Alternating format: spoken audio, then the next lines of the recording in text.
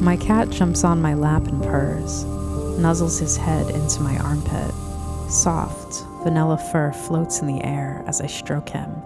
His pink, wet nose is cold, and I think of the Japanese, how they love cats. Kittens in animes, cats with spirits. Samantha said every living thing has a spirit. I met my childhood friend's baby. He's the son of a shaman who comes from a small Colombian village. Wari Avalon, they named him. His eyes are large and brown, carrying the same twinkle as the mother. During pregnancy, she dreamed of him as a full-grown man, strapping and ridiculously handsome. Their Leo baby, with a portrait of a lion hanging over his crib. I don't know what map of the stars is etched on Thomas, my cat. I found him in an alleyway over a year ago now.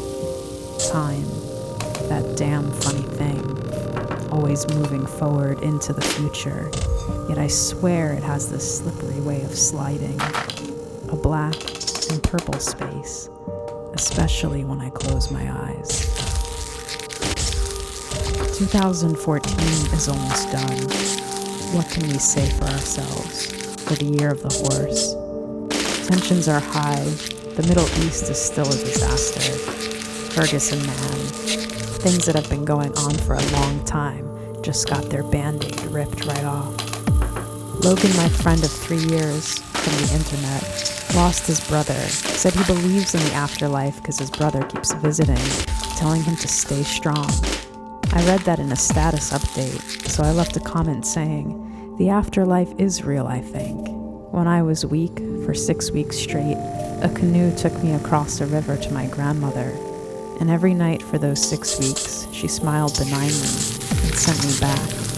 And once, when my head hit the floor and I passed out, I saw my entire life flash, past, present, and future, in a way that I cannot present here, in a way that is lost in translation and gets tangled. And these poems are really the best I can do.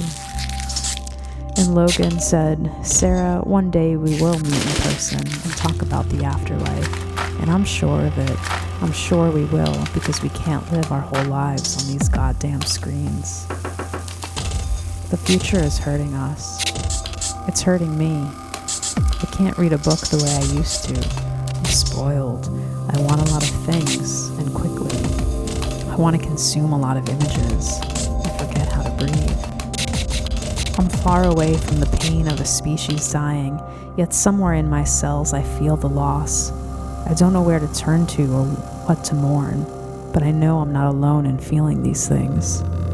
I just wonder, did the caveman worry about the death of the earth, of the species? Probably. I can't help but think the concerns are always the same, and we think they're new. To be delivered into the murk from the murk is to be marked as creatures of mourning.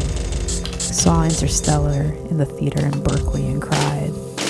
Emotional science fiction, a genre of science fiction that makes you feel. Reminded me of AI in that way. These stories aren't new.